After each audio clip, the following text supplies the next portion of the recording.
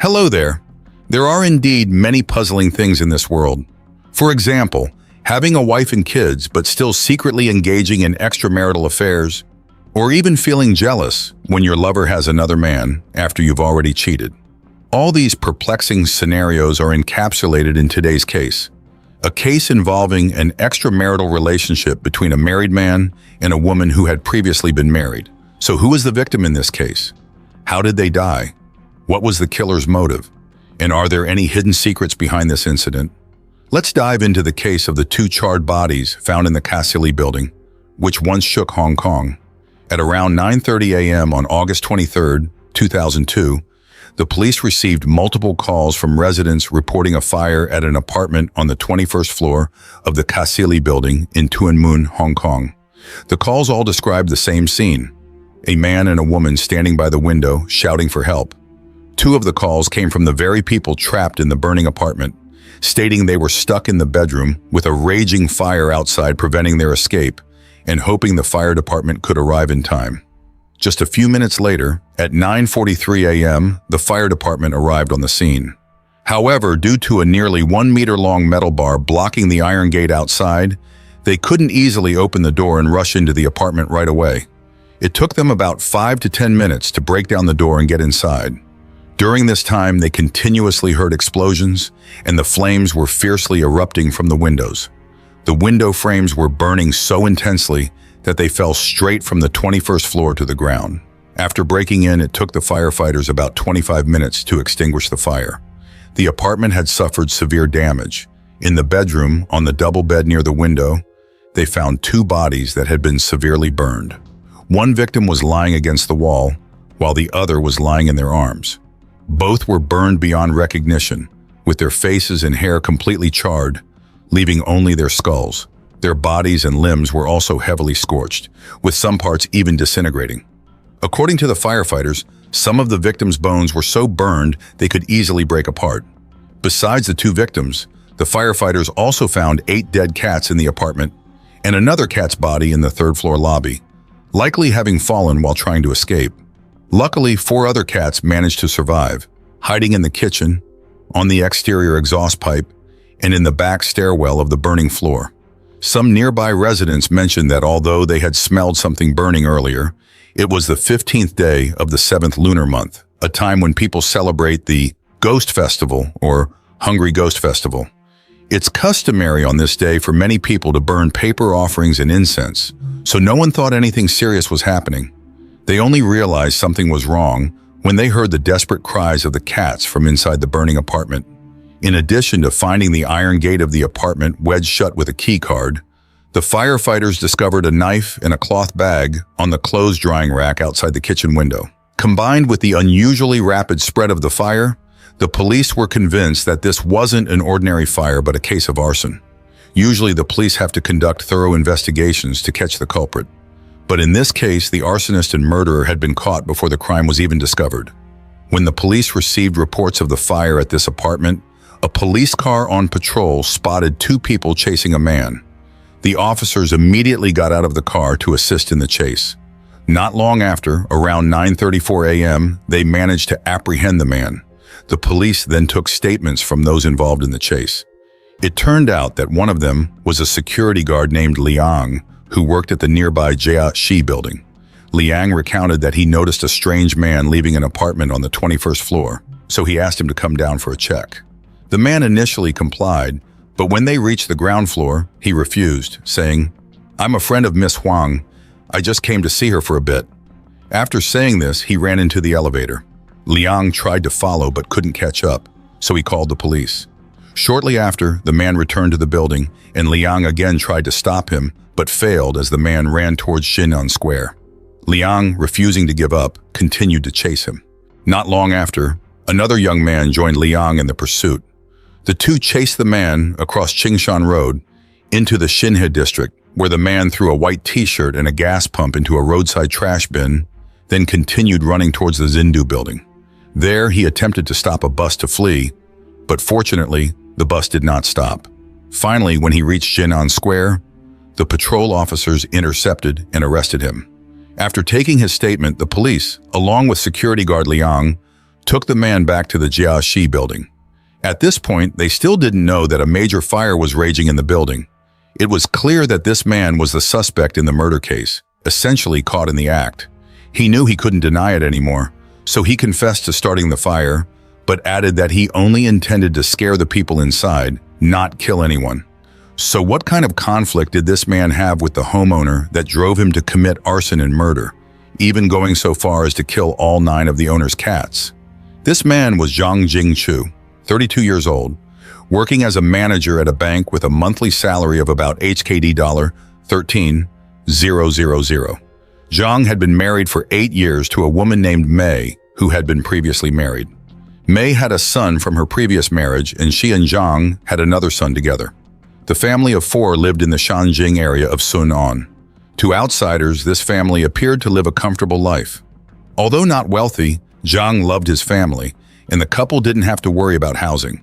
However, the reality was that the relationship between Zhang and Mei was far from as harmonious as it seemed to others.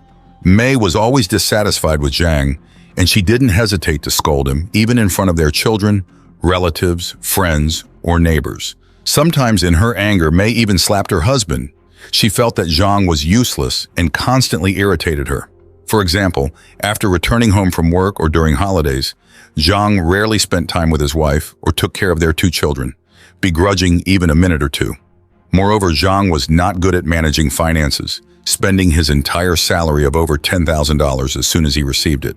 As a result, Mei set a rule that Zhang had to hand over all his HKD 13,000 salary to her each time he got paid. Mei's negative attitude toward her current husband was also influenced by her previous marriage. Her first husband had cheated on her, leading to their divorce. So when she entered this second marriage, Mei was determined to have full control over the relationship, which made her a particularly headstrong and assertive wife. Even before their marriage, Mei had warned Zhang, saying, "If you ever have an affair, I will never forgive you." Although they had made this agreement before getting married, whether it could be upheld was another matter. Zhang had already been involved in an extramarital affair, and the woman in question was none other than the female victim in this case, Xu Yuzhen. Xu Yuzhen was 5 years older than Zhang and was 37 years old at the time of her murder. Yuzhen worked at a bar called Bai Jia. Like Mei, Yuzhen had also been married but divorced 10 years prior. The affair between Zhang and Yuzhen began 2 years before the incident, in the year 2000. At that time, Zhang's branch of the Bank of Hong Kong was undergoing renovation, so he took on a side job at a bar in Sunan, which happened to be where Yuzhen was working. As people are often attracted to novelty, Zhang met and fell in love with Yuzhen at first sight. Although Zhang was already married and Yuzhen was 5 years older than him, they quickly developed feelings for each other. Within weeks of meeting, they became lovers, engaging in an affair behind Mei's back without her knowledge. Yuzhen even gave Zhang the key to her home, the scene of the crime, so he could frequently visit her there. In the early stages of their relationship, Zhang and Yuzhen were inseparable, meeting 4 to 5 times a week, with their encounters often leading to intimacy. Sometimes, Zhang would even sneak to Yuzhen's place during lunch breaks. Eventually, Zhang became bold enough to spend nights at Yuzhen's house regularly. Although they had a strong emotional connection and a harmonious sexual relationship, their relationship was complicated. Yuzhen didn't mind that Zhang was married, and she later began seeing a foreign boyfriend she met at the bar. Zhang knew about this but didn't object. When Yuzhen married her foreign boyfriend, Zhang even brought his wife and 2 sons to attend the wedding. Zhang would also shamelessly bring his family to the restaurant where Yuzhen worked to introduce them to his mistress. With such a complicated relationship, one would expect that they would stay out of each other's personal lives. So why did Zhang end up killing Yuzhen so brutally? And was the male victim her husband? Even after Yuzhen married her foreign boyfriend, she and Zhang continued their illicit relationship. Zhang still frequently spent the night at Yuzhen's home, justified by the fact that her husband was often not in Hong Kong. The most peculiar thing was that shortly after their marriage, Yuzhen's husband suddenly disappeared, cutting off all contact with her. This emboldened Zhang, who continued his affair with Yuzhen for over a year. However, an unexpected event occurred that began to drive them apart. The cause was the apartment Zhang was living in, which was the last unit of the tenant purchase scheme by the housing authority. When Zhang purchased this apartment, he wanted to renovate it. But lacking the funds, he borrowed HKD $20,000 from Yu Jun for the renovations. After Yu Jun lent him the money, Zhang started to see her less frequently. Yu Jun once asked Zhang, "Is renovating your home more important than me?" Zhang replied that renovating a home involved many matters, and the mortgage was much more expensive than the rent. So he had to take on extra work to earn more money, leaving him no time to meet her. For a woman in love, not being able to see the person they care about is naturally frustrating. While they may initially yearn to see them, if the frustration reaches a peak, they might choose to leave. Yu Jun seemed to have gradually given up on her relationship with Zhang, and thus the two began to drift apart. Although the two parted ways peacefully, Zhang later developed a desire for revenge against his ex-lover. Many people only realize how important someone is after losing them, and Zhang was no exception. After breaking up and losing contact with Zhang began to long for his former love. Perhaps it was because his wife was too unpleasant, too different from Zhang, or perhaps he was simply tired of his marriage and wanted something new. Whatever the reason, Zhang attempted to reconcile with Zhang. However, after breaking up with Zhang, Jisheng started dating a new boyfriend she met at her workplace, a bar called Bai Jia. This man was Li Yong'an, 44 years old, who had also been married before but was now divorced. He worked as the chief security officer at a hotel. Yong'an became acquainted with Zhang when he visited the bar for entertainment. Their relationship developed rapidly, and Zhang even introduced Yong'an to her family. A few months before the incident, Yong'an left his job to start his own security company. Because Yong'an's company needed capital to grow, Zhang tried to borrow $200,000 HKD from her family. But her family was dealing with their own issues and couldn't help. In her desperation, Zhang remembered that she had once lent Zhang $20,000 HKD. So she decided to ask Zhang to repay the loan. However, Zhang, still bitter that his lover had been taken away by someone else, was even more resentful that she was now asking him to repay the debt to help her new man. Therefore, Zhang kept avoiding her and refused to pay back the money. The above outlines the relationship between the perpetrator and the victim before the crime occurred. So what happened on the day Zhang set the fire that killed his ex-lover? Zhang went to the roof of the building to wait for Zhang to return. While waiting, he drank alcohol and ate the food he had prepared in advance. Around 7 a.m., Zhang went to Zhang's apartment. During this time, he stood outside and overheard a man and a woman talking inside, followed by noises that sounded like a couple being intimate. This enraged Zhang and he wanted to punish them. Zhang began searching for flammable materials in the building to scare the two by setting fire to the apartment. After searching for about 2 hours, around 9 a.m., Zhang found gasoline, work gloves, a knife, a plastic bag, and a rope on the roof and in other areas of the building. First, Zhang placed the gasoline outside the apartment door, then returned to the roof to locate the bathroom and kitchen of the apartment, tying the knife to the rope and lowering it down to the 21st floor. He then put on the gloves, grabbed the plastic bag, and climbed down a pipe to the 21st floor to break the window. To prevent broken glass from falling, he spread the plastic bag over the clothes drying rack outside before using the knife to break the window. Finally, Zhang managed to open the window and enter the apartment. He opened the main door and the iron gate, brought the gasoline inside, and ignited it outside the bedroom door. Zhang emphasized that he only intended to scare Zhang and her new lover, not to take anyone's life. After setting the fire, Zhang quickly left the apartment through the main door and accidentally encountered the building's security guard. The subsequent events have already been described. This was Zhang's confession after being arrested. However, regarding the fire that caused 2 deaths, Zhang would have to take full responsibility. Ultimately, Zhang Jingchu was charged with arson and 2 counts of murder. So what criminal sentence would Zhang face for these charges?